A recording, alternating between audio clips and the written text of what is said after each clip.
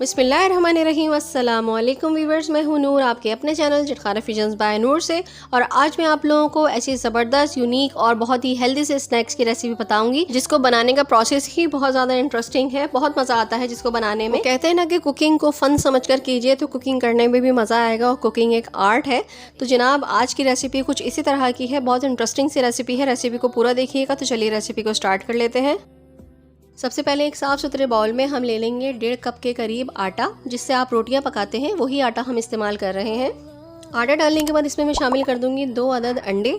अंडों को आप पहले बाउल में निकाल लीजिएगा, वरना अगर आप डायरेक्ट डालेंगे और अगर अंडा ख़राब निकला तो आपका आटा भी ख़राब हो जाएगा। इसमें 1 हरी मिर्च कटी हुई शामिल कर दूंगी। अब इसमें शामिल कर दूंगी 1 टीस्पून के करीब नमक। सॉल्ट आप अपने जायके के हिसाब से शामिल कीजिएगा। 1 टीस्पून में इसमें शामिल कर दूंगी कुटी हुई या पिसी हुई काली मिर्च। ½ टीस्पून के करीब मैं इसमें शामिल कर दूंगी ऑरिगानो। इससे बहुत ही जबरदस्त और अच्छा सा टेस्ट आता है, बच्चों को इसका टेस्ट थोड़ा पसंद आता है। अब इसमें मैं शामिल कर दूंगी 1½ टीस्पून के करीब बेकिंग पाउडर। अब एक विस्कर की मदद से मैं तमाम चीज़ों को मिक्स कर लूंगी। आप चाहें तो आप किसी स्पून की मदद से भी कर सकते हैं। यहाँ पे मैंने 1 गिलास के करीब पानी लिया है, जिसको मैं थोड़ा थोड़ा करके इसमें शामिल करूंगी और इसको मिक्स करते जाएंगे ताकि कोई भी लुम्स बाकी ना रहे। अच्छा, मैं ये स्नैक्स बच्चों के लिए बना रही हूँ क्योंकि मेरी छोटी बेटी है, वो रोटी खाने में थोड़ा सा मसला करती है। तो ये आटे से बने हुए स्नैक्स होते हैं, इस वजह से मैंने इसमें जो है वो स्पाइसेस थोड़ी सी कम रखी हैं।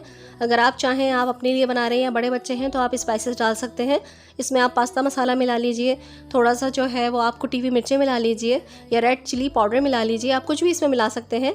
और इसके अलावा आप इसमें काफ़ी सारी वेजिटेबल्स भी डाल सकते हैं। ये देखिए, यहाँ पे मैं थोड़ा थोड़ा पानी शामिल करती जा रही हूँ और इसको फेंटती जा रही हूँ। तकरीबन 1 गिलास पानी में इसमें शामिल कर चुकी हूँ, और 1 गिलास के अलावा भी थोड़ा सा पानी में इसमें ऊपर से डाला है मैंने।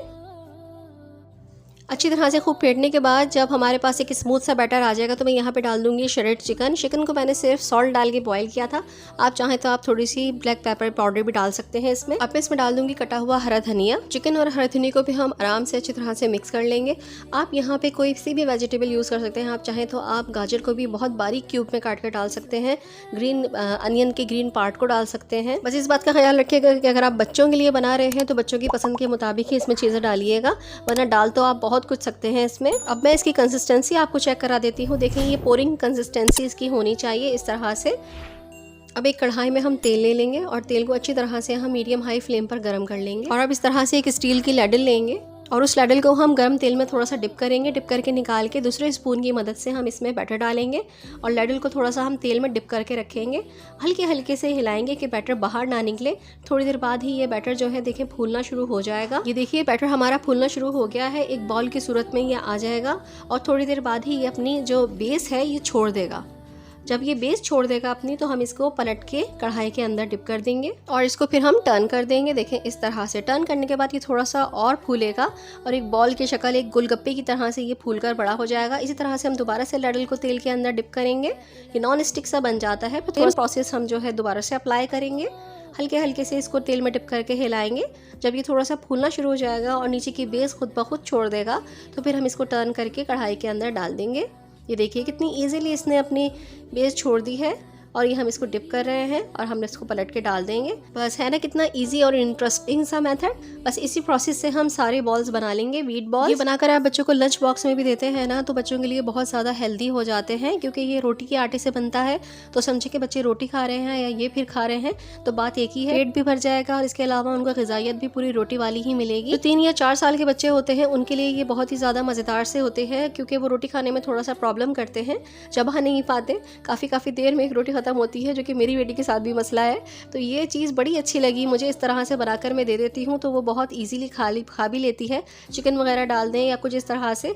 अब स्पाइसेस आपके ऊपर डिपेंड करती है कि आप स्पाइसेस कौन कौन से डालें। बच्चों में ग़िज़ाइयत पहुँचाने की ये कोशिश और मेरी ये मेहनत और ये वीडियो अगर आपको अच्छी लग रही है तो मेरी वीडियो को लाइक कर दीजिए। लाइक तो एक बनता ही है ना, इसका कोई भी चार्ज नहीं होता, तो प्लीज़ लाइक कर दीजिए इसको। और अगर आप मेरे चैनल पर नए हैं तो मेरे चैनल को सब्सक्राइब भी कर दीजिए। बस बनाते बनाते जो सीखते जाएंगे, गोल्डन ब्राउन से होते जाएंगे, हम उनको निकालते जाएंगे। उम्मीद है व्यूअर्स आपको ये बनाने का प्रोसेस सही से अच्छी तरीके से समझ में आ गया होगा। काफ़ी मरतबा मैंने आपको बनाकर दिखा दिया है। अब ये देखिए, एक मरतबा और देख लीजिए। थोड़ी देर बाद ही जो है वो लैडल से छूट जाएगी इस बेस इसकी, तो फिर हम इसको टर्न कर देंगे और ये फूलना खुद ब खुद शुरू हो जाएगा। जब ये सीख जाएंगे तो फिर हमें निकाल लेंगे और इनमें चमचा नहीं मारेंगे, बस आराम से हम इसे उलट पुलट करते रहेंगे।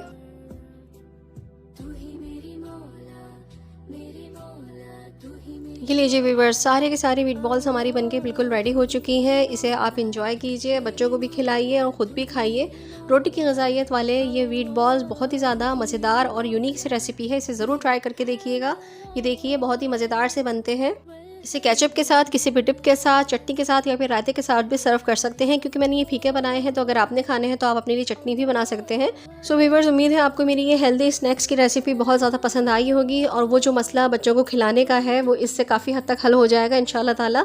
तो चलिए फिर नूर को इजाज़त दीजिए। उम्मीद करती हूँ कि आप मेरी इस वीडियो को लाइक करेंगे और आगे शेयर ज़रूर करेंगे, और अगर मेरे चैनल पर नए हैं तो मेरे चैनल को सब्सक्राइब भी करेंगे। तो चलिए फिर नूर को अपनी दुआओं में ज़रूर याद रखिएगा। अल्लाह ताला आप सबके रिस्क में भी बरकत अता फरमाए। आमीन सुम्मा आमीन। आप मुझे मेरे फेसबुक पेज और इंस्टाग्राम पर भी फॉलो कर सकते हैं, लिंक आप डिस्क्रिप्शन से ले सकते हैं। तो चलिए फिर आऊँगी अच्छी और इसी तरह से यूनिक सी रेसिपीज़ को लेकर। जब तक के लिए अल्लाह हाफिज़, अल्लाह निगहबान।